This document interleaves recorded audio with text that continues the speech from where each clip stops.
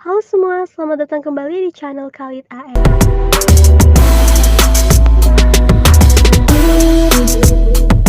Kali ini saya akan menjelaskan 5 dampak utama yang terjadi jika perang antara Rusia dan Ukraina berlangsung lama. Berikut kita akan membahas 5 dampak utama akibat perang antara Rusia dengan Ukraina terhadap Indonesia. Perang yang terjadi antara Rusia dengan Ukraina turut berdampak ke Indonesia. Banyak pakar mengatakan kalau perang ini memberi dampak globalisasi yang cukup serius kepada Indonesia. Akibat globalisasi, apabila terjadi sesuatu di negara belahan dunia lain, maka akan juga berdampak ke Indonesia. Berikut kita akan membahas 5 dampak utama akibat perang antara Rusia dengan Ukraina terhadap Indonesia. Yang pertama, menurunnya nilai tukar rupiah. Ada pakar yang menjelaskan bahwa dampak perang mereka akan terasa pada nilai uang yang ada di Indonesia. Jika perang yang terjadi berlangsung lama, maka dapat menyebabkan nilai tukar rupiah terhadap dolar Amerika Serikat mengalami pelemahan.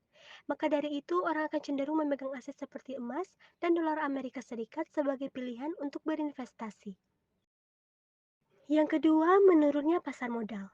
Pasar modal otomatis akan mengikuti tren yang dialami oleh nilai tukar rupiah terhadap dolar Amerika dan isu global yang sedang terjadi. Hal ini wajar karena di seluruh dunia juga mengalami tren yang sama. Namun, untuk dana dari investor asing di pasar modal Indonesia masih relatif stabil. Yang ketiga, kehilangan pendapatan akibat ekspor menurun. Dampak perang Rusia-Ukraina yang paling terasa bagi Indonesia salah satunya adalah di bidang ekspor.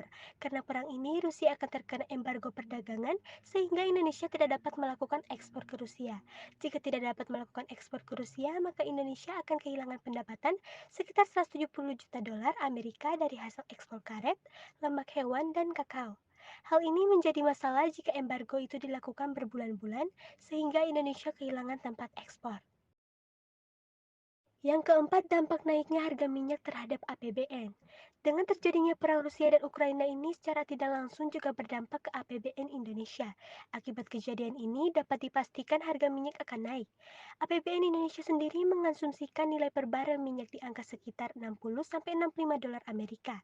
Padahal APBN Indonesia melakukan subsidi di BBM, subsidi minyak tanah sekitar 50 miliar, dan subsidi LPG sebesar 1,5 triliun. Yang kelima, naiknya komoditas impor gandum. Selain harga minyak, kemungkinan harga komoditas gandum juga akan mengalami kenaikan. Indonesia terbilang cukup tinggi dalam mengimpor gandum dari Ukraina yang dipakai sebagai bahan utama pembuatan roti hingga mie instan. Beberapa produk makanan kita cukup bergantung dari gandum. Menurut data Badan Pusat Statistik atau BPS, Ukraina berada di ukuran pertama sebagai pengimpor gandum di Indonesia.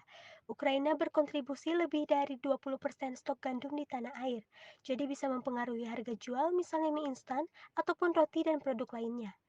Berharap kenaikan harga tidak terjadi merata mengingat warga sudah dibebankan dengan kenaikan beberapa komoditas lainnya seperti daging sapi, minyak goreng hingga kedelai. Demikianlah 5 dampak yang diperkirakan akan terjadi jika perang antara Ukraina dan Rusia terus berlangsung. Hal-hal tersebut takut dikhawatirkan ya teman-teman. Kita berdoa saja semoga perang antara kedua negara ini tidak berlangsung lama.